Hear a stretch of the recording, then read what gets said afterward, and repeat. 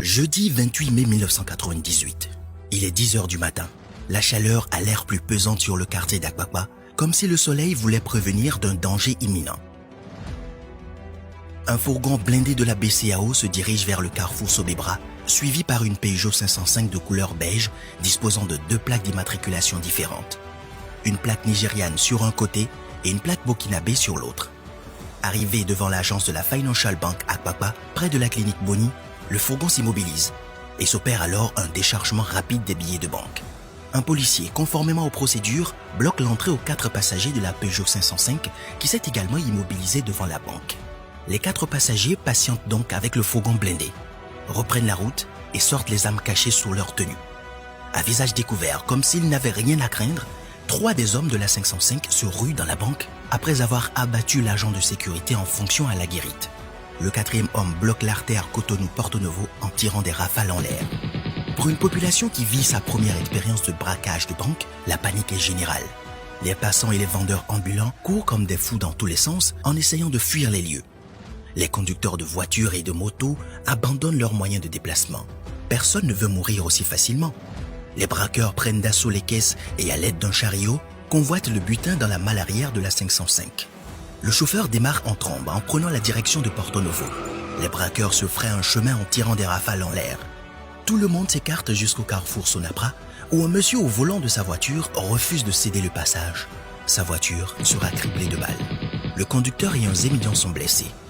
Plus tard, un taxi est mitraillé au carrefour Le Bélier. Le poste de la compagnie républicaine de sécurité, CRS, situé pas loin du carrefour, est surpris. Les braqueurs sont finalement pris en chasse par une unité de sécurité qui, contre toute attente, est victime d'une panne sèche. Incroyable, n'est-ce pas? C'est une première au Bénin. Un braquage à main armée de banque. Des braqueurs à visage découvert.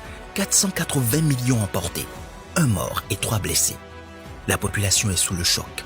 Le ministre de l'Intérieur de l'époque, Daniel Tawema, qui vient de prendre fonction, est sous pression. Moins de 15 jours après sa nomination, il doit faire face à un cas unique dans l'histoire du pays. 19 jours plus tard, le 11 juillet, les braqueurs sont arrêtés à Porto Novo, dans la commune d'Atchouba, où, selon les investigations, le butin aurait été partagé le même jour chez un certain Aladji Djibiti. Certains d'entre eux avaient déjà dépensé une bonne partie de leur part dans des objets de luxe et dans la fiesta. 11 suspects sont finalement arrêtés sur 15 soupçonnés, dont un agent de la banque qui n'a jamais vraiment été identifié et qui aurait pris une bonne part du butin. Jugés du 28 septembre au 3 octobre 1998, les 11 accusés livrent leur version des faits devant une assistance troublée. 6 des membres de la bande sont finalement condamnés à mort, 3 à travaux forcés et 2 autres acquittés. Le 28 décembre 1998, comme pour leur souhaiter de bonnes fêtes de fin d'année, les condamnés du braquage de la Financial Bank retournent à la barre pour une seconde session pour que la Cour fixe les dommages et intérêts qu'ils devront payer aux victimes.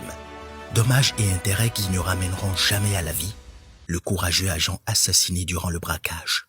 Que son âme demeure éternellement en paix.